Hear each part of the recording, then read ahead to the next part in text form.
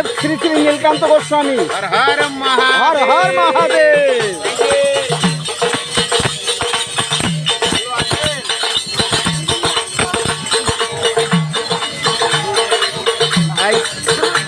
না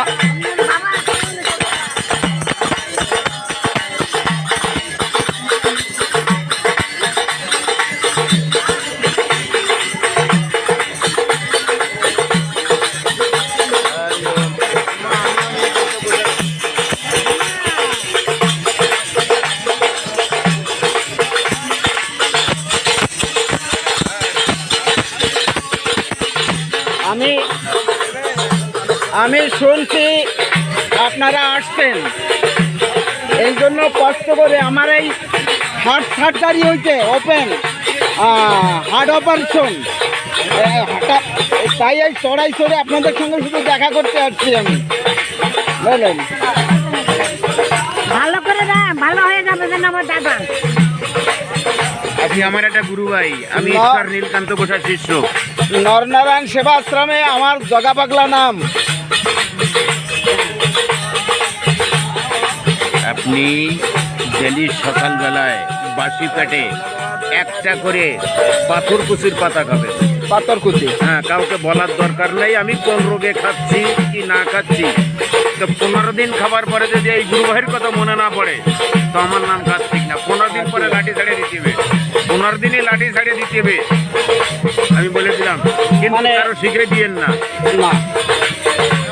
আমি একটা পঞ্চসংস্কারে সন্ন্যাসী, তোমার গুরু ভাই নিজের শ্রাদ্ধ করে গোসাই হয়েছি।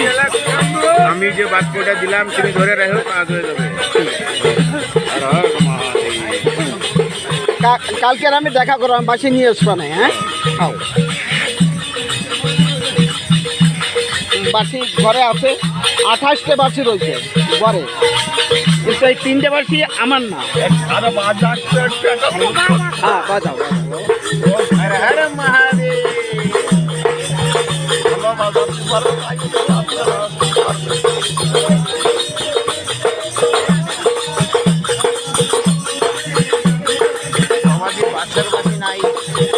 বাসের এই যে এরকম ছোট বাসি বাসের, হ্যাঁ বাসের বাসি আছে, দেবো কানে।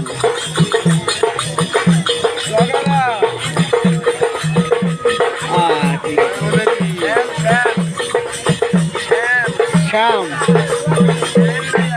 শ্যাম তো আপনি জগা পাগল? হ্যাঁ আমি জগা পাগল। তাহলে আমি শ্যাম। আরে বাবা, চেনার মতো নাই বাবা তোমাকে। সন্ন্যাসী হয়ে গেল তার কাউকে কেউ চেনে না। সে তো ঠিক, মা বাবাই চিনতে পায় না, তার গুরু ভাইরা কোথা থেকে? হ্যাঁ ঠিক আছে। এ বাবা আমাকে সাইড দিয়ে দাও, আমরা তো কাউরিওয়ালা, এটা করছি না।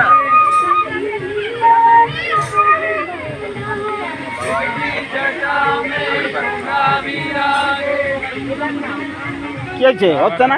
আমি পারবো না।